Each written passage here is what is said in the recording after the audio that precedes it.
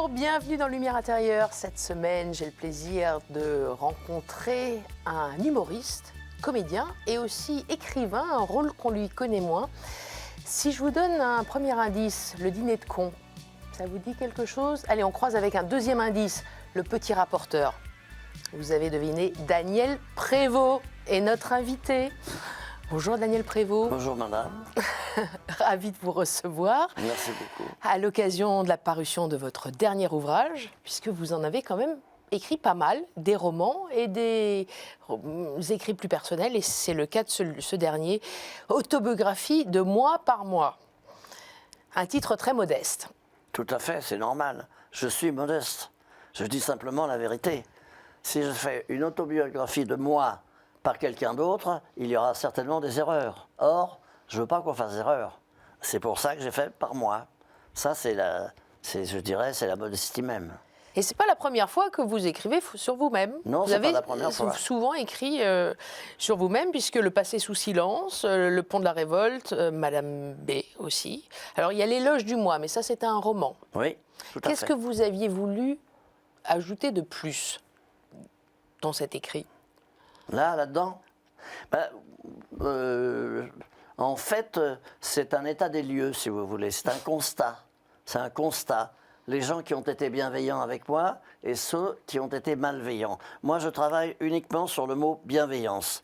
Il y a des gens que vous rencontrez dans votre vie, qu'on rencontre, que les personnes rencontrent, qui sont extrêmement bienveillantes avec vous et qui font un petit bout de chemin avec vous, qui vous emportent. Et puis il y en a d'autres qui sont malveillants, qui vous font des croche-pieds, qui vous balancent des pots de banane. C'est ça les malveillants. C'est ça. Il y a la bienveillance et il y a la malveillance. Je ne travaille que là-dessus. Et c'est vrai que vous décochez quelques flèches, quelques vacheries, quelques pointes d'acidité. Mais c'est normal. C'est normal. On et peut en même pas temps, laisser... vous en vénérez d'autres. Alors, Pardon, madame, j'ai pas fini ma phrase. C'est normal que je balance des vacheries. Si les gens ont été déjà vaches avec moi, il faut bien que je renvoie l'ascenseur. Et l'ascenseur, c'est une vache. C'est une vacherie. D'accord. C'est pas forcément de la malveillance. Non. Ces personnes-là que vous avez croisées, parce que vous parlez de bienveillance et de malveillance. Il y a les malveillants et les bienveillants. C'est peut-être pas aussi binaire. Ah si. Oh. Ah non. Ah, enfin, non, il y en a certains. Bon, allez, on va lâcher les noms, puisque vous les lâchez. Oui, lâchez, madame. Allez-y. Allez, Philippe Bouvard. Oui, il a été malveillant avec moi, bien sûr. Il a été très malveillant, voilà. Ça vous a heurté? Oui, bien sûr. Non, mais j'ai des cicatrices, si vous voulez. Ce sont des choses que je ne pardonne pas. Je ne suis pas pardonnable, moi. Je ne suis pas un garçon qui pardonne. Pas du tout. Si vous m'avez fait mal, si quelqu'un m'a fait mal, il est clair que je garderai ça toute ma vie. Vous ne pardonnez pas? Non, j'ai pas besoin de pardonner. C'est pas mon truc, ça. Je suis rancunier. Voilà. À partir de la rancune, vous n'avez plus de pardon. Vous êtes honnête. Il y a les Carpentiers aussi. Oui, bien sûr. Oui, mais vous pouvez tout dire. Ah oui, mais j'ai lu votre livre, oui. bien sûr. Oui, c'est bien. Eux, ils vous snobaient. Enfin, Gilbert oui, c'est ça, Carpentier. Un petit peu. Oui, c'est ça, dans ce sens-là, bien entendu. À la suite d'une réflexion que j'avais faite, bien entendu, et qui était très bien vue, parce que quand quelqu'un rentre dans un bureau et qui s'adresse à vous et qui parle, et qui s'adresse à quelqu'un d'autre, et que je suis là et que j'attends son bonjour, il est clair que je lui dis... si tu veux me dire bonjour, je suis là jusqu'à 18h, ce qui est totalement normal. Vous ne supportez pas l'impolitesse? Non, pas du tout. Mais je ne supporte pas ce qui me heurte, voyez-vous ce que je veux dire? C'est normal, c'est logique, ça, c'est mon tempérament, j'y peux rien. C'est normal. Autre personne qui vous a heurté, alors est-ce que c'est pas vraiment de la malveillance, mais bon, il s'agit de Jacques Martin? Oui, et alors? Pourquoi vous hésitez en disant le mot?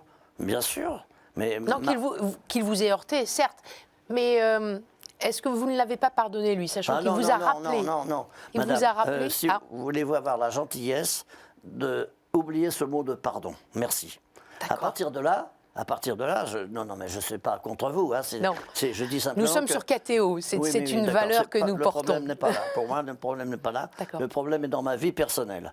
Le pardon, je ne l'accepte pas quand quelqu'un m'a fait du mal. Je suis très rancunier. À partir de ce moment-là, on peut discuter.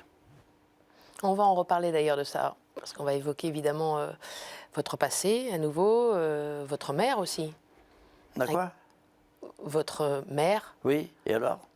à qui vous n'avez pas pardonné non plus. Je n'ai pas à pardonner. Les mots, il faut comprendre une chose, c'est que les actes et les paroles qui ont existé ne peuvent pas s'effacer. C'est pas possible. Les mots ont existé, les actes ont existé, et bien il faut faire avec. Faire avec, ça veut dire quoi? Ça ne veut pas dire oublier. Ça veut dire, au contraire, ça vous a heurté, ça vous a fait du mal, et à partir de là, bah, excusez-moi, mais j'ai rien d'autre à dire. Certains ne pardonnent pas, mais peuvent oublier, ou on peut oublier et pardonner. Enfin, on compose comme on peut. C'est ce que vous avez fait. Pardon? C'est ce que vous avez fait, c'est ce que tout le monde fait. Oui. Parmi les personnages bienveillants, bon, citons cela quand même, Jacques Weber. Qui? Francis Weber. Francis Weber, excusez-moi, je suis troublée par Jacques Martin j'ai bien compris. et Jacques Villeray, enfin voilà, Francis Weber, Oui, vous me troublez. oui, bien sûr, vous avez raison. Ça, c'est dans le professionnel, bien entendu. Les gens, ça, ce sont des gens qui ont compté pour moi au niveau professionnel, hein, voilà, bien entendu. Qui vous ont tendu la main, oui. Et grâce auquel vous avez obtenu un César par la suite. Oui. Autre... Quelles ont été les plus belles rencontres pour vous, finalement? Il y en a eu beaucoup, énormément. Les belles rencontres ont été deux personnes importantes. C'est Jean-Yann. Votre ami. Et Michel Serrault. Voilà, ce sont deux personnes qui ont balisé mon existence et qui m'ont tendu la main. Voilà. Quand je n'étais rien du tout, bien sûr. Hein. Je ne vous dis pas que je suis quelque chose. Je suis en train de dire que ces personnes-là m'ont tendu la main. Jean-Yann, c'était comme un copain, vous voyez. Et je le faisais rire, il me faisait rire. Et donc, bien entendu, il m'a emmené sur son chemin. Et j'ai fait beaucoup de films avec lui. Je crois que j'en ai fait 5 ou 6, quelque chose comme ça. Et Michel, pareil, je le faisais rire, il me faisait rire. C'était différent comme caractère, si vous voulez, ces deux personnes. Mais en même temps, c'était des personnes qui ont enrichi ma vie et qui ont fait que je me suis bétonné comme ça. Jean-Yann qui vous disait quand même, t'as une tête de faux cul, ça pourrait te servir pour te... Oui, mais ça c'est normal. Ça, vous savez, c'est pas du tout...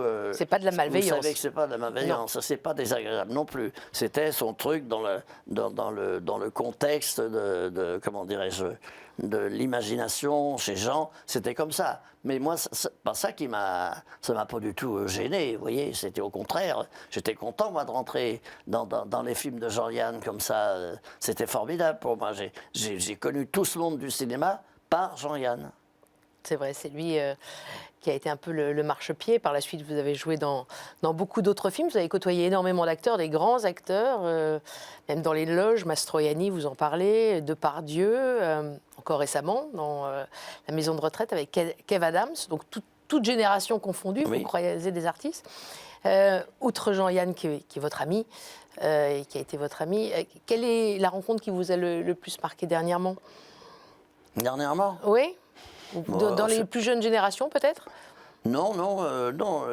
Non, les gens, si vous voulez, les gens avec lesquels vous avez plaisir à travailler, il vous reste toujours quelque chose. Et là, dernièrement, c'était avec, effectivement, Kev et avec Gérard. J'avais toute une troupe comme ça de copains et donc le film était très bien. Il y avait Thomas Gilou qui était le réalisateur. Mais tous ces gens, si vous voulez, quand il y a une bonne ambiance sur le tournage, il n'y a pas des gens dont vous sentez qu'ils sont malveillants, bah, tout doit bien se passer, bien entendu.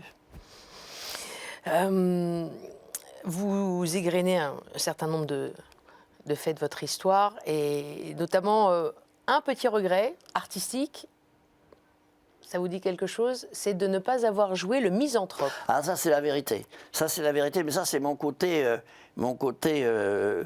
d'étudiant quand j'étais au Centre d'art dramatique avec plein de copains, des jeunes gens comme moi, de la rue Blanche, et moi je voulais jouer, je continuais à vouloir jouer le misanthrope, c'est sûr, parce que j'aime beaucoup la pièce, à tel point que je l'avais apprise par cœur, voilà, et je me la récitais comme ça. Ça a failli se faire, ça s'est pas fait, mais c'est pas grave, c'est comme ça. Mais c'est pas ça qui me rend malade, vous voyez ce que je veux dire? C'est pas ça du tout. C'est comme ça arrive. Il arrive qu'il y ait des rôles qui vous passent, comme on dit vulgairement. Il n'est jamais trop tard. Pardon, madame? Il n'est jamais trop tard. Oui, non, si, je crois. Si, quand même. Si. Le misanthrope, c'est vraiment un rôle qui vous tenait à cœur. Vous êtes ça un peu me plaisait, misanthrope vous-même ou pas? Comment? Vous êtes un peu misanthrope vous-même? Non. Pas du tout. Non, j'en vois se faire les gens quand ils m'emmerdent, mais je suis pas... Ah non, moi j'aime les gens. J'aime bien les gens, mais il ne faut pas m'emmerder. Vous voyez, c'est tout. Uniquement ça. Uniquement. Non, j'aime les gens. J'ai beaucoup d'empathie. J'ai de l'empathie pour les gens. Vous comprenez ce que je veux dire ou pas? Non? Oui. Sinon, vous me le dites, on arrête et on recommence. Ah non. On fait tout dans la même... Qu'est-ce que je rigole? Dans la foulée ici. Et d'ailleurs, je vais vous proposer de passer à notre deuxième partie. C'est la formule de cette émission. Donc je ne serai plus là. Mais vous connaissez un petit peu ça, puisque vous avez fréquenté des psys. Ça n'a rien à voir. Non. Ça n'a rien à voir? Non. J'ai fréquenté des psys et à un moment, je vais vous raconter, puisqu'il y a des choses qui sont très intéressantes, oui. en dehors de mes bêtises. J'ai fréquenté des psys, j'ai fréquenté un psy pendant 3 ans, je crois, quelque chose comme ça. Je ne savais pas quoi lui dire. Et à la fin de chaque séance, c'était, bon ben voilà, ça fait tant, je peux vous revoir la semaine prochaine, tel jour, etc. Et puis je payais, et puis voilà. Et je ne disais rien, et lui il disait rien. Donc on se disait rien, si ce n'est que j'inventais des trucs, pour combler le silence, vous voyez, entre nous. Et puis à un moment donné, j'en ai eu marre, je dis bon, je m'arrête. Je lui ai téléphoné, j'ai dit bon, j'arrête. Voilà, c'est tout. C'est ça. J'ai lu ça dans votre livre, effectivement, Oui. mais je n'avais pas compris que c'était effectivement sur 3 ans que vous voyez le même et qui ne vous parlait pas du tout. Enfin, je croyais que vous étiez vite arrêté, finalement. Mais non, c'était bien au bout de 3 ans. 3 ans, c'est déjà énorme. Ah oui, c'est pas mal. Et vous savez pourquoi je me suis arrêté? Et vous avez acheté 3 roses. Comment dites-vous?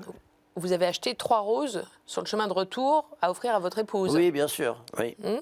Oui. Pourquoi 3 seulement? Parce que 3, ça suffit largement. Oui, c'est parce que c'est vrai que ça m'a marqué. Ça ne vous regarde pas. Non. Ça ne vous regarde pas. C'est le livre est marqué dedans. Après, ben j'ai noté. Après, non, mais, non, madame, 3 ans. Après, vous inventez. 3 roses. Vous pouvez inventer ce Bien que sûr. vous voulez. C'est tout. Évidemment. Mais comme vous êtes là, je pose la question. Oui, et je vous ai répondu. Absolument. Donc il ne faut pas insister, sinon je pars. Non, mais je ne vous donnerai pas de rose. Non, je rigole, c'est pour rire, madame. Il n'y a pas de souci. Mais vous voyez bien que je l'ai lu. Oui, d'accord. Voilà. Oui, c'est très bien. C'est bien, voilà. Bon, allez, donc comme je disais, on n'est pas chez le psy, mais ça y ressemble un petit peu, d'une certaine façon, ou pas, ou le confessionnal, enfin, peu importe. C'est lumière intérieure, je vais partir, vous allez rester là, je vais vous proposer 4 mots, à vous de nous les éclairer ou pas. C'est la formule. D'accord, Daniel Prévost? Pas de problème. Merci beaucoup.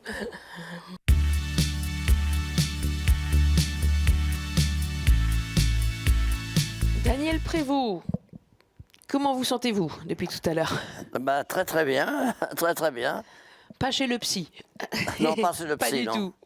De toute façon, je pourrais vous dire n'importe quoi, hein, c'est comme vous voulez. Hein. Oui. Allez, on commence par le premier mot. Je vous en prie. C'est la règle du jeu ici, et c'est le mot électron. Oui, c'est bien, c'est intéressant. Électron, ben c'est comme me disait un de mes copains, enfin plusieurs de mes copains m'ont dit, toi Daniel, tu es un électron libre. Voilà, ça déjà c'est important, c'est de sentir qu'on ne fait pas partie des choses très précises que nous imposerait la société, voyez-vous ce que je veux dire? À partir de là, je suis un électron libre. En revanche, je ne suis pas borderline. C'est-à-dire que je ne fais rien de si extraordinaire que ça. Je dis des choses parce que c'est mon tempérament, voilà, et je l'assume, et je suis content. Mais en général, c'est très rare qu'on me refuse, voilà, qu'on me rejette. Ça vous est arrivé de temps en temps? Ça m'est arrivé, mais on vient d'en parler un petit peu. Non, mais attendez, une seconde. À partir du moment où ça m'est arrivé, c'est du passé, c'est fini. Parlons de l'avenir et parlons du présent. Merci beaucoup. D'accord. Un électron libre, vous n'êtes pas un homme de bande alors? Non, mais j'ai beaucoup de copains. De tous De tout genre? Comment? De tout genre, les copains? Ou plutôt des artistes ou... Oh bah oui, en général, vous savez, en général, c'est un peu dans la profession, bien entendu, hein, vous avez raison, mais bon, on peut avoir des copains ailleurs aussi, hein. Électron, ça fait penser aussi à la physique. La physique, vous n'étiez pas très bon en physique, ni en maths d'ailleurs. Je Non. crois que vous avez eu un 0 en maths et un demi-point en physique au bac. Oui, et je suis assez fier de ça. Je crois que je suis un des premiers à avoir des notes aussi extraordinaires que ça. Et vous en êtes donc fier. Bien sûr, pourquoi pas? Et en physique, vous racontez l'anecdote, il s'agissait de savoir, d'avoir des connaissances sur les miroirs concaves Et les miroirs convexes, effectivement. Maintenant, vous connaissez la différence? Non, non, pas du tout, je m'en fous toujours en pas. plus. Ah oui. En plus, c'est complètement indifférent. Pourtant, le miroir, la psychanalyse, ça doit vous Oh parler. là là, oui, mais Oh là là. m'a... Oui, mais le miroir, la psyché, tout ça, je sais. Oui, oui, vous avez raison. Mais moi, ça m'intéresse plus. Donc, la physique, c'est pas trop votre truc. Et votre physique? Eh ben, il est très beau, la preuve. Vous êtes vous-même en extase devant mon physique. Regardez comme il est bien. Vous savez quel âge j'ai? 41 ans. C'est vrai que vous faites vos 41 ans. Merci beaucoup. C'est très gentil de me le dire. Vous avez apprécié. C'est très bien. Et c'est vrai. Et c'est vrai, mais ce physique, il vous a semblé incongru quand vous étiez plus jeune. Un petit peu ces cheveux frisés que vous aviez, notamment. Parlez un peu plus fort quand même, hein. Je parlais de votre physique. Il vous interrogeait un peu quand vous étiez plus jeune. Vos Oui, c'est cheveux, vrai. notamment. Oui, vous avez raison. Vous avez totalement raison. Je m'en fiche d'avoir raison. Je voudrais Non, vous ben non, au entendre. contraire. Non, ne dites pas des trucs comme ça. Ne dites pas je me fiche d'avoir raison. Au contraire, je vous encourage à aller dans ce sens. Ne dites pas je m'en fiche. Non, si, non, vous vous en fichez pas. C'est vous qui faites l'interview. Donc à partir de là, vous devez être contente. Je vous encourage. Elle est partie, elle dort. Pas du tout. Je vous écoute justement. Et j'essaie de vous entendre sur cet aspect-là, justement, de votre physique, de ces cheveux qui n'étaient pas comme les autres, de ce passé qui vous a énormément marqué, qui vous a fait écrire des livres et dont vous êtes peut-être... vous êtes toujours dans ce passé, Daniel Oui. Prévost? Oui, oui, toujours, toujours. Je continue. Parce que vous dites, on arrête le passé, il faut regarder l'avenir. Est-ce que c'est vraiment le cas? Non, le truc, c'est-à-dire que j'avais écrit, quand j'ai écrit le livre là, sur mes origines, ça s'appelait Le pont de la révolte, et j'avais appelé un copain. Il y avait une phrase qui me tourmentait, cette phrase était « En oubliant le passé, on se condamne à le revivre ». Et j'avais appelé un copain écrivain et je lui ai dit « Dis donc, tu connais ?» Il me dit « Oui, oui, c'est une phrase qui perdure comme ça, qui va de livre en livre, on ne sait pas d'où ça vient. » Voilà, voilà ce que je peux vous dire. Est-ce que vous avez fait la paix quand même aujourd'hui avec ce passé? Est-ce que j'ai fait quoi? La paix? Vous êtes apaisé? Non, madame, on ne peut pas s'apaiser. On ne peut pas s'apaiser, je ne m'apaise pas, j'y pense tous les jours. La révolte est toujours là. J'y pense tous les... Oui, c'est ça. J'y pense tous les jours. C'est comme un sac à dos rempli de pierres lourdes. Et je continue mon chemin malgré tout. Et j'y pense sans arrêt, j'y pense tous les jours. Voilà, c'est comme ça. Ça ne m'empêche pas de dire n'importe quoi aussi, hein, parfois, hein, attention. Hein. Quand on me connaît et qu'on me dit « Daniel Prévost, vous allez me faire rire, vous allez nous faire rire », oui, bien sûr, il n'y a pas de problème. Hein, je suis là pour ça. Vous m'invitez pour ça. Mais là, si vous me parlez sérieusement, on parle sérieusement. À un moment donné, je ne pourrais plus parler sérieusement parce que j'en aurais marre. Donc, je déconnerais. Voyez-vous ce que je veux dire? Ça, c'est vrai que c'est l'un des chapitres de votre livre. Oui, c'est vrai. Déconneur. Amuseur. Amusé. Vous aimez bien être décrit comme un amuseur, comme un déconneur? Oui, ben, rien ne me gêne, moi. Rien ne me gêne maintenant. Vous savez, plus rien ne me gêne. Je veux bien. Vous pouvez me traiter de tout ce que vous voulez. J'ai tout entendu. Il est génial, il est fou, c'est un fou furieux, c'est un hystérique, c'est tout. Vous pouvez tout dire, madame. Là, en l'occurrence, je cite des mots que vous avez vous-même écrits vous concernant. Oui, mais vous avez le droit. Vous pouvez tout citer, vous pouvez même lire le livre en entier, comme ça, oralement. Mais je sais très bien d'où je viens, je sais qui je suis, et j'attends votre prochaine question. Alors justement, on va passer au prochain mot. Et ça va nous permettre d'approfondir un peu plus dans cette connaissance de vous-même. C'est la reconnaissance. Le mot reconnaissance, qu'est-ce qu'il vous évoque? Oui, la reconnaissance, c'est bien, c'est le fait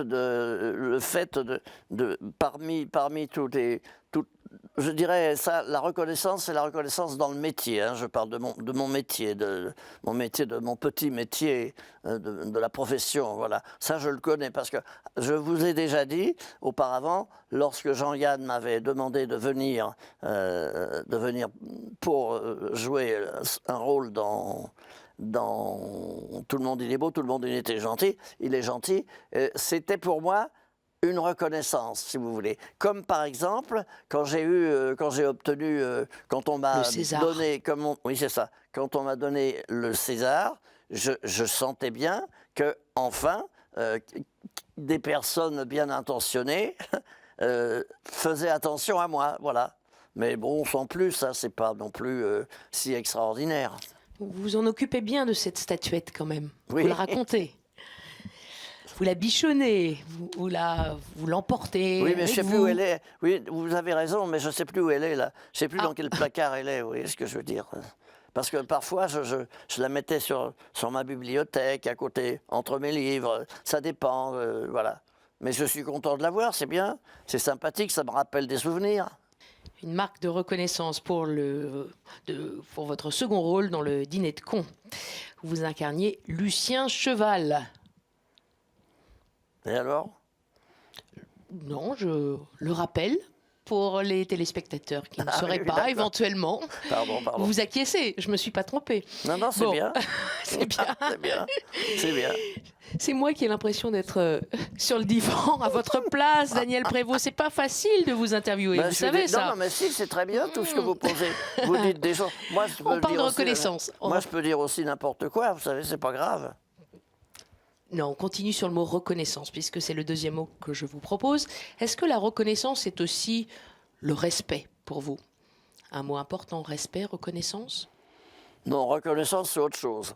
Le respect, ben, les gens me respectent parce qu'ils me connaissent, ils m'ont vu, Vous savez, il faut vous dire une chose, c'est qu'au début, je peux concevoir, au début de ma carrière je parle,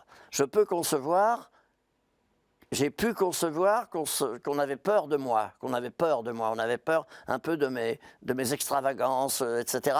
Et puis, petit à petit, l'image que j'ai donnée, le public s'y est habitué.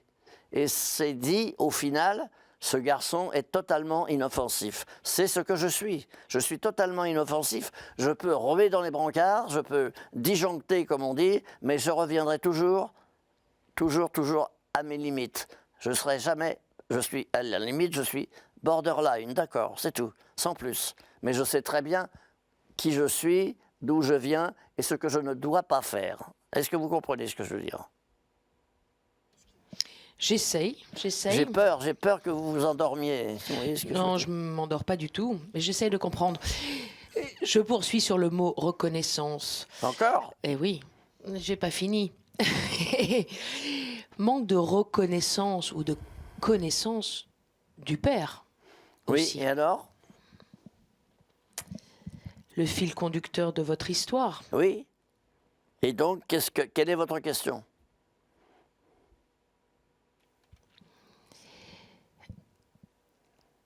Il s'agit d'en savoir un peu plus sur votre histoire, si vous voulez bien nous la livrer, comme vous l'avez livrée. Madame, puisque de toute façon, tout est dans le livre. Dans les livres, absolument. Voilà. Alors, simplement, pour aller à l'essentiel, c'est que je n'ai pas connu, je n'ai pas eu connaissance je dirais, du père, j'ai connaissance de la paternité avant, au moins, je ne sais plus combien j'ai dit, 53 ans, quelque chose comme ça. Voilà, à 55 dans le livre. Bon, ben voilà, 55. Mais c'est comme ça. Et j'ai fait attention, mais à partir du moment où j'ai appris tout ça, il est clair que j'ai un peu revé dans les brancards. Voyez-vous ce que je veux dire? Faut peut-être resituer pour les téléspectateurs qui ne connaissent pas votre histoire. Vous êtes né d'un père inconnu. Enfin, votre mère n'a pas voulu vous dire qui était votre vrai père. Je dis bien à Essian, votre vrai père, puisque vous parlez tout le temps de votre faux père dans le livre. Oui, parce que ma mère... Qui est votre beau-père, en fait. Mais vous avez raison, mais bien sûr. À part ça, bon, moi, je suis né... bon, et puis ma mère a trouvé un mec pour se marier, et puis ben voilà, il est devenu mon beau-père. Voilà. Celui qui vous a élevé. Oui, c'est ça. Enfin, oui, c'est ça, à peu près. Et puis, un jour, vous découvrez l'identité de ce père, parce que votre mère, surtout, on en parlera d'ailleurs, c'est le prochain mot qui va arriver, ne vous a pas révélé l'identité de ce père. Et vous l'avez recherché. Et il se trouve qu'il est algérien, kabyle, et vous êtes allé jusqu'en Algérie. Oui, bien sûr. Pour rechercher vos racines, votre identité. Est-ce que vous la ressentez fortement, cette identité algérienne? Elle ne me quitte pas, bien sûr. Elle ne me quitte pas. J'en parle tous les jours. J'emmerde le monde avec ça, c'est-à-dire le monde, ceux qui sont autour de moi et qui me connaissent. C'est comme ça. Vous savez, c'est une chose qui n'est pas digérable. Est-ce que je me fais comprendre? Oui, bien sûr. Voilà. À partir de là, il faut faire avec, je fais avec, je garde, j'ai ramassé cette pierre et je l'ai remise dans mon sac à dos, ce qui fait que j'ai un sac à dos rempli de pierres, de choses de bonheur ou de malheur qui me sont arrivées. Et là, mon Dieu, je dois continuer, je dois aller au fil de ma vie. Voilà.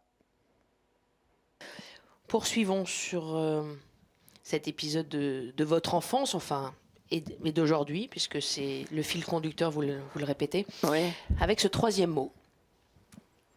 Ce troisième mot qui est le mot silence, que vous connaissez trop bien.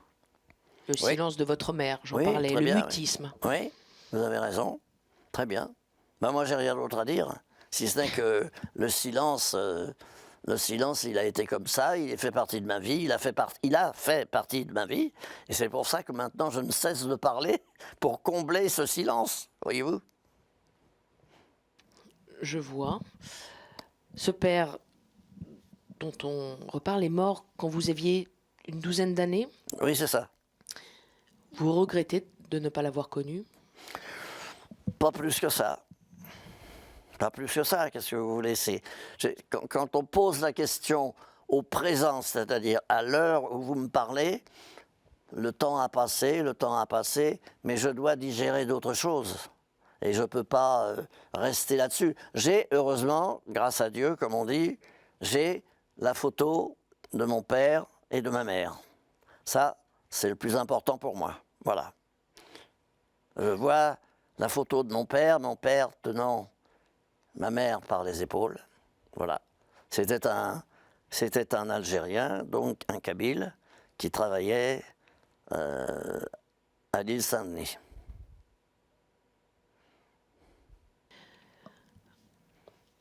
Vous avez longtemps été brouillé avec votre mère jusqu'à sa mort, à vrai dire. À cause de ce mutisme, à cause de ce silence, c'est une brouille à vie. Page 150 de votre livre, vous écrivez que c'est une rupture violente et définitive. Ma première trahison, écrivez-vous. Mais oui, c'est vrai. Vous avez raison. Est-ce que vous le regrettez? Non, pas du tout. Moi, vous savez, on m'a fait du mal. J'ai souffert. J'ai des cicatrices. Un point, c'est tout. Donc, je ne peux pas... Je dis, oui, j'ai souffert, bien sûr. Voilà, c'est comme ça, c'est tout. Est-ce que la souffrance permet tout? Est-ce que quoi? La souffrance permet tout. Moi, je peux rien vous dire, je ne sais pas. C'est la mienne, en tout cas, je vous parle de moi. Donc, pas de regret concernant votre maman, que vous n'avez plus revues. Concernant ce que vous écrivez, page 129, vous voyez bien que j'ai bien lu votre livre, Bravo. Daniel Prévost. Alors là, je dis Ai-je bravo. bien fait de chercher la vérité qui me hantait? Oui, c'est bien, oui. C'est moi qui ai écrit ça. Absolument. Oui. Oui, je vais vous expliquer pourquoi, parce que simplement, il faut dire une chose, c'est que j'ai lu des articles là-dessus sur des revues, des journaux, je ne sais plus. La question est la suivante. Est-ce qu'on fait bien de découvrir un secret, de faire des efforts pour découvrir un secret? On parle là sérieusement. Est-ce qu'on fait bien? Mais on ne sait pas. Mais il y a une force en vous qui vous oblige à chercher, à trouver, à faire, comment dirais-je, des efforts surhumains. Je pense que là-dedans, mais ça, c'est chacun son tempérament, et puis chacun son destin. Vous savez toujours pas si vous avez bien fait ou pas. Si, ah ben si. Toutes mes paroles que je vous ai dites auparavant consistent à dire si. Donc pas de regret. Non, mais j'ai pas de raison d'avoir des regrets, madame. Aucune raison. Ce sont les autres, ce sont ceux qui vous font du mal qui doivent avoir des regrets. C'est pas moi, j'ai rien fait.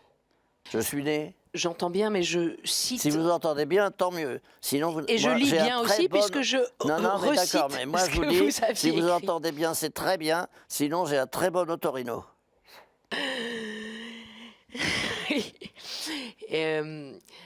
Bon, allez, on va poursuivre sur cette histoire algérienne qui vous habite, vous le dites. Vous êtes retourné en Algérie depuis? Oui, bien sûr. Je suis allé, oui, j'ai même joué, oui, j'ai un restant de famille, si vous voulez, qui me téléphone de temps en temps, puis j'en ai d'autres en France, bien sûr. La dernière fois que vous y étiez, c'était quand? C'est quand j'ai été chercher mon passeport. Parce que j'ai la double nationalité, passeport français et passeport algérien. Voilà. Depuis combien de temps?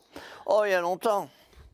Vous l'avez demandé? Comment? Vous l'avez demandé dès que Oui, vous bien avez sûr, su? bien sûr, oui, bien sûr. C'est vrai que vous êtes un passionné de l'histoire de l'Algérie et aussi de la guerre d'Algérie et de la guerre d'Espagne. Oui. Ça aussi, vous l'évoquez dans votre livre. Oui, je l'évoque, oui. Alors, je vais vous dire pourquoi, si ça vous intéresse. C'est parce que lorsque j'étais petit enfant, ou disons adolescent, à 15 ans, j'avais un beau-père, donc, et nous habitions à côté de la rue de Belleville, et à côté de la rue de Belleville, il y avait une rue qui s'appelait, peut-être je ne sais pas si elle existe encore, la rue Ternaux. Et dans cette rue Ternaux, il y avait, c'était un local pour les réfugiés républicains espagnols qui avaient lutté, bien entendu, contre le fascisme. Et moi, mon beau-père m'emmenait là-bas, et là, j'ai fait connaissance de ces gens qui étaient donc réfugiés, voilà, espagnols. Et j'ai gardé un sentiment profond je dirais, de sympathie et tout ça. Et j'ai eu plein de copains comme ça tout le temps. On passe à notre dernier mot. Quatrième et dernier mot, c'est le mot croix que je vous propose de commenter. Oui, alors d'éclairer. C'est le oui. principe non, de cette bien. émission. C'est bien, mais vous voulez me faire dire quoi, là? Ce que vous voulez, ce que ça vous évoque. Bah rien de spécial. Je vous dise, c'est bien, c'est bien. Eh bien, moi, Croix, par exemple, pour commencer, c'est le nom de la commune dans le Nord où vous avez vécu un drame terrible. Oui, à Croix, oui, c'est là où, d'ailleurs, Laurent Delahousse, je crois, il est né. Je crois que c'est ça. Oui, Croix, oui. Oui, mais c'est pas pour Laurent Delahousse. Oui, bien sûr. Oui. Attendez, madame. C'est là où j'ai tourné Monsieur Joseph. Le film d'Olivier... comment il s'appelle déjà? Merde, je ne me rappelle plus. Olivier Langlois, voilà, c'est ça. Un très beau film. C'était à Croix. Mais il me semble, peut-être que je me trompe, que c'est à Croix, dans le Nord, dans les Hauts-de-France, Oui, c'est ça. que vous avez vécu un drame. Oui, c'est ça. Et vous pouvez passer si vous voulez. Vous pouvez passer là-dessus, ça ne D'accord. m'intéresse pas de, Donc de vous voulez pas que développer, j'évoque... ça ne me plaît pas. Non, non. Ça ne me plaît pas de développer, voilà. Pourtant, vous avez écrit un livre sur votre épouse. Oui, tout à fait. Mais ben oui, heureusement. Mais j'ai Un pas très beau envie. livre. Oui, Vous ne voulez madame, plus en parler. Pardon? Vous voulez plus l'évoquer, Oui, ce très beau c'est-à-dire livre. que je souhaite oui, qu'on parle d'autre chose, parce que c'est toujours douloureux, ces choses-là, voyez-vous. Alors, je l'ai écrit, j'ai écrit tout ce que je pouvais dire, tout ce que je pouvais écrire, ressentir là-dessus, donc c'est pour ça que je me permets, avec courtoisie, même si ça... Bien ça- sûr, bien sûr. C'est pour ça, je vais C'est pas. ça que je veux dire, hein. J'entends bien. Voilà. Est-ce que vous me permettez de le rappeler pour les téléspectateurs ou même pas? Oui, oui, si vous voulez. Oui, puisque ce terrible drame, il s'agissait de la disparition de votre épouse, Yette, c'était en 2007, la mère de vos 3 enfants, Christophe, Erling, Soren, et votre très beau livre, paru au Cherche Midi en 2018, s'appelait « Tu ne sauras jamais combien je t'aime ». Voilà. Croix, c'est le mot que je vous ai proposé pour terminer. Croix, c'est aussi évidemment la croix du Christ. Un chemin de croix peut-être. Non, mais vous avez raison. Le chemin de croix, il existe. Il est devenu symbolique depuis très très longtemps, bien sûr. Ça existe, le chemin de croix, oui. Je ne conteste rien. Simplement, je sais que chacun a son chemin de croix. Et moi, j'ai le mien. Oui, vous avez raison. Vous avez le sentiment d'être sur un chemin de croix, Oui, avec des bien sûr. moments de grâce quand Oui, même. comment? Avec des moments de grâce, beaucoup de Non. moments de grâce aussi. Non, non, non, non, non, non, faut pas confondre tout. Je suis sur ce chemin de croix qui est le chemin de ma vie, un point, c'est tout. Ensuite, on détaillerait beaucoup plus, vous voyez ce que je veux dire? Est-ce que vous comprenez ce que je veux dire? Non, bien sûr. Bon, bon ça fait rien. Pas tout, là j'étais partie sur la grâce, Eh ben c'est bien, non, non, mais c'est bien. parce Non, que mais- c'est un mot qui revient aussi un petit peu dans ce livre. Et vous avez une anecdote sur la grâce, qui n'est pas forcément celle que l'on entend, puisque ça pourrait être presque une anecdote sur la Grèce, c'est celle de Jean Carmet. Vous voulez nous la raconter? Ah oui, d'accord. Alors avec Jean Carmet, qui était un très très bon copain, j'avais pendu la crémaillère chez moi, dans ma maison, et puis Jean est venu il est venu parce que j'avais plein de copains qui apportaient des cadeaux pour, bien sûr, pour fêter cette crémaillère. Et Jean est arrivé, Jean Carmet, qui est un très bon copain, est arrivé avec une boîte en bois, très belle boîte en bois, avec, vous savez, sur le couvercle, on peut glisser le couvercle comme ça, et il est venu avec un très beau jambon ou jambonneau, je sais pas, et il y avait une carte postale de Jean 23 ou Jean 22 ou je sais pas qui. Et C'est c'était pas le même, hein. Comment? Jean 22 et Jean 23, ce ne sont pas les mêmes papes, Bon, attention. bah, ça fait rien, peu importe. Il y en Pour a moi, un qui est pape d'Avignon. Quoi? Et l'un est pape d'Avignon, le premier, Jean 22, avec sa crosse. Je Oui. crois que ça doit être lui, puisque vous citez une crosse sur la photo. Oui, c'est ça, vous avez raison, vous avez raison. Alors, bon, peu un pape du importe. Moyen-Âge. Il Pardon. était là, et moi, ce qui me fait rire, c'était un pape, et il avait marqué à ne consommer que le vendredi.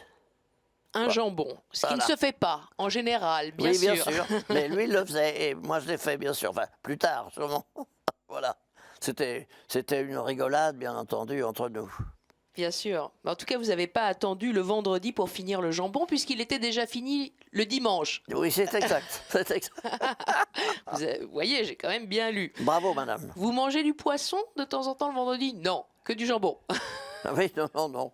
Oh, non. Vous vous en fichez. Oui, complètement. La religion. Comment? La religion. Et alors? Ça vous, justement, quelle est votre religion? J'ai pas de religion, Votre madame. rapport à la foi? Non, non, madame, attendez. Ne soyez pas vexée, ne soyez pas... Moi, je n'ai pas de religion. Je ne sais pas, je ne sais rien. Je marche comme ça, dans la vie, et j'attends que ça se passe. Voilà. Alors, je ne peux rien vous dire, je ne peux pas vous dire si je suis agnostique ou quoi que ce soit, je ne sais rien, tout ça c'est que des mots. Je ne sais simplement que je suis, voilà, bientôt au bout de ma vie, puis c'est tout. Après on verra, c'est tout. Mais je n'ai pas de, comment dirais-je, je n'ai pas de ressentiment ou quoi que ce soit sur une religion quelconque. Moi, c'est pas ça. Je compte sur moi, je fais attention à ce que je dis, à ce que je fais. Vous savez, je crois que j'ai dû vous le dire, mais je crois que je suis obligé de vous le répéter parce que peut-être que j'oublie. Je travaille en ce moment sur le mot bienveillance. Alors, il y a des gens qui sont bienveillants, que vous rencontrez, et avec lesquels vous faites un petit bout de chemin, et puis il y a des gens malveillants qui, malgré tout, vous suivent aussi et qui vous balancent des pots de banane. Je vous l'ai déjà dit, hein, je crois, excusez-moi. J'ai dû vous en parler, mais ce sont des choses sur lesquelles je travaille dans ma tête, dans ma petite tête. Je me dis quand même, c'est ça le truc, la vie, elle est là. Il y a des gens formidables et des gens pas du tout formidables. Et des gens monstrueux, voilà. Voilà ce que je peux vous dire. Il y a peut-être des gens qui peuvent être bienveillants avec certains et malveillants avec d'autres. Mais vous avez raison. Est-ce que ce n'est pas votre cas non plus? Nous sommes tous humains. Et alors? Et alors? Non, oui, c'est juste une remarque. Oui, mais non, mais tout le monde n'est pas forcément malveillant, tout le monde n'est pas forcément bienveillant. Ben oui, mais c'est ce que je dis aussi. Hein. Oui. C'est un peu ce que je dis. Hein. C'est exactement ce que je viens de dire. Reparlons de spiritualité un petit peu, même si vous dites que vous n'en avez pas. Avez-vous quand même une espérance? Une espérance de quoi? Une espérance de vie? Ben, mon espérance de vie, oui, moi là, j'ai déjà 82 ans. Alors à partir et vous de ne là, les faites pas. Attendez, laissez-moi finir ma phrase. On avait dit 41. Ah oui, c'est vrai. Ça, c'est pour déconner, hein, pardon. Oui, mais vous aviez compris. Mais vous aviez compris de toute façon, c'est bien. Non, je veux dire que vous m'avez dit, est-ce que vous avez une espérance? C'est ça que vous m'avez dit? Oui. Oui, ben oui, j'ai une espérance. J'espère aller jusqu'à 150 ans, 200 ans, bien sûr, bien sûr. Comme tout le monde. On n'a jamais envie que ça s'arrête. Pour les gens qui sont heureux comme ça. Mais bon, il y en a qui sont malheureux, là, je peux rien vous dire. Je ne parle que de moi. Un homme plein de vie, l'espérance au quotidien, dans la vie. Il n'y a pas de pari pascalien pour vous au but. Oh, je connais. Vous savez, ça, c'est Jacques Prévert, un certain Blaise Pascal, etc., etc. C'est ça. C'est le pari de Pascal. C'est dans les paroles de Jacques Prévert. Moi, je suis un homme de la génération qui a beaucoup apprécié, beaucoup lu. C'est dans les pensées de Pascal aussi. C'est croire. Non, j'ai pas lu les pensées de Pascal. Je veux pas les lire. Non. Mais je trouvais assez drôle le mot de, comment dirais-je, le mot de Jacques Prévert, madame, merci. Voilà, je trouvais assez drôle, voilà, c'est tout, sans plus. Bien sûr, les pensées de Pascal, bien sûr, j'en ai vu quelques-unes lorsque j'étais au collège, au lycée, bien sûr. Mais ça ne m'a pas intéressé davantage, je ne comprends rien. Donc le pari de Dieu, dire, allez, je vais croire en Dieu, voilà, c'est pas perdu, peut-être une chance de le rencontrer. C'est pas pour vous. Ah ben non. C'est plus ou moins le pari pascalien. Oui, c'est le pari pascalien, vous avez raison. Le pari de la croyance. Vous avez raison, en madame. Dieu. Vous avez totalement raison, et je ne souscris pas à ce que vous me racontez. Très bien, vous n'avez pas à souscrire, j'entends. Vous voyez, j'entends bien. Allez, on termine cette partie et je reviens auprès de vous pour conclure. Monsieur Daniel Prévost, tout de suite.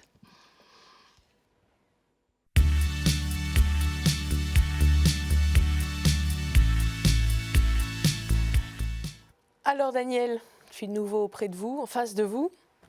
Comment est-ce que vous avez vécu cette expérience? Comment j'ai vécu cette expérience? Oui. Et là, avec vous? Oui, d'interruption, de tête-à-tête, de 30 minutes de mots présentés. C'est ça, vous voulez que je vous réponde à ça? Si vous voulez ou pas, hein, vous faites comme vous voulez. Non, vous devriez dire au contraire, s'il vous plaît, répondez-moi. C'est mieux. Parce que ça... c'est un mélange de est-ce qu'il va le faire, est-ce qu'il ne va pas le faire. Moi, je suis très bien, je suis très content d'avoir fait cette émission avec vous, j'ai pas de raison d'être mécontent. Je suis certain de vous avoir mis mal à l'aise, certain. Il n'y a pas de problème. J'en suis sûr, voilà. Et je ne l'ai pas fait exprès, c'est ça que je veux dire. Mais c'est mon tempérament. Je n'ai pas de raison de vous parler de façon aussi rationnelle que peut-être vous auriez souhaité. Or, je ne veux pas. Ça ne m'intéresse pas. Je dis La rationalité ne vous intéresse pas. Laissez-moi finir. Je dis ce que je dis. Je dis comme ça me vient.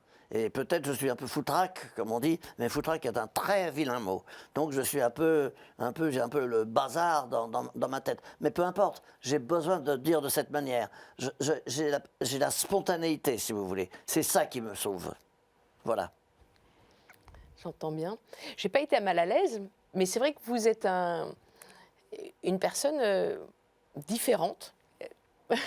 Alors, quelle est la différence? Mais maintenant, les rôles se sont inversés, c'est vous qui m'interviewez. Et je suis censée être la journaliste qui vous interviewe. Daniel Prévost. Donc c'est pour ça que je posais la question, comment est-ce que vous avez vécu cette expérience? Parce que c'est vrai qu'en général, je parle beaucoup moins. Surtout cette deuxième partie d'émission, je suis censée vraiment m'effacer, vous présenter des mots, et avec certains invités, je n'ai pas besoin de parler quasiment, puisque les mots en question leur évoquent beaucoup de choses. C'est vrai que c'est plus compliqué avec vous. Pourquoi? C'est différent, c'est ce que j'ai dit. Mais alors je reviens à la question, pourquoi c'est si différent? Pourquoi c'est différent? Parce que vous voyez, vous me posez la question, je suis journaliste, c'est à moi de vous poser la question et je vous écoute. J'ai l'habitude d'écouter dans cette émission. Moi, je parle beaucoup plus avec vous. Ce qui n'est pas habituel. Non, mais pas forcément. Je peux comprendre aussi. Hein, moi, j'essaye, si vous voulez, j'essaie de rester au maximum naturel. C'est-à-dire ne pas dissimuler mes propos. C'est ça que je veux dire. Sauf pour certains, hein, pas pour vous, madame, mais pour des personnes que je trouve mal intentionnées, que je peux trouver mal intentionnées à mon égard, il est clair que je vais bien sûr dissimuler, je vais participer d'un double langage. Et là, essayez de me trouver. Vous voyez ce que je veux dire? Mais c'est pas tout le temps.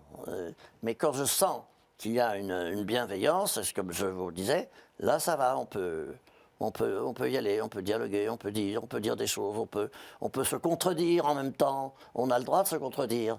Autant s'affirmer que se contredire, voyez-vous? Voilà. Est-ce que vous avez senti quand même de la bienveillance? Chez vous? J'ai pas senti de la bienveillance, j'ai senti de l'intérêt. Il n'y a pas de raison que vous soyez bienveillante avec moi, vous ne me connaissez pas, je peux être le roi des cons, je peux être un pauvringue, on peut comprendre aussi ça. Donc j'ai pas besoin de sentir de bienveillance. Vous faites votre métier, votre travail, avec notamment avec intérêt. Je ne dis pas bienveillance, ça n'a pas d'importance, vous voyez ce que je veux dire? Bien sûr. Voilà. Peut-être que la présentation de votre livre au début vous a, parce que moi aussi je suis franche, vous a peut-être un peu heurté? Parce que j'étais trop franche, parce que votre livre était franc, donc je pensais que vous l'étiez. Je le rappelle d'ailleurs, votre livre, c'est Autobiographie de mois par mois. Mais moi, C'est un livre quand même truculent, avec beaucoup d'anecdotes, on en a évoqué certaines. Et ce qu'il faut, moi, ce que j'essaie, c'est de justement rester dans ma propre nature, si vous voulez. Je n'essaie pas de fabriquer des réponses. C'est ça, je veux dire. Allons-y spontanément, allons-y, on verra bien la suite. C'est ça qui est intéressant. Voilà. C'est pour ça que mes copains me disent « Daniel, t'es un électron libre ouais. ». Oui, mais c'est la vérité. Mais je vous répète, hein, je m'excuse hein, de vous le redire, j'essaie d'être le plus franc possible, naturel possible. Pas franc, c'est pas le mot qui existe, c'est le mot naturel. Restons naturels, allons-y, disons ce qu'on a à dire, les choses doivent venir spontanément. Vous voyez ce que je veux dire? C'est ça. Merci beaucoup en tout cas, Daniel Prévost, de votre présence et nous avoir amené ce joli livre, Autobiographie de mois par mois, avec, je le disais, beaucoup d'anecdotes truculentes sur votre vie, vos rencontres. Une petite actualité avant de conclure? Qu'est-ce que j'ai Non, j'ai rien de spécial pour l'instant, parce que j'ai terminé un film il y a quelques temps, pas quelques années. peut-être un prochain film ou peut-être sur les planches bientôt. Peut-être, oui, Ah, peut-être. Voilà. on va vous suivre en tout cas. Peut-être, voilà. Merci encore beaucoup. Merci à vous derrière vos écrans. Vous pouvez retrouver le replay de cette émission sur ktotv.com. À la semaine prochaine. Voilà, une bonne chose de faite.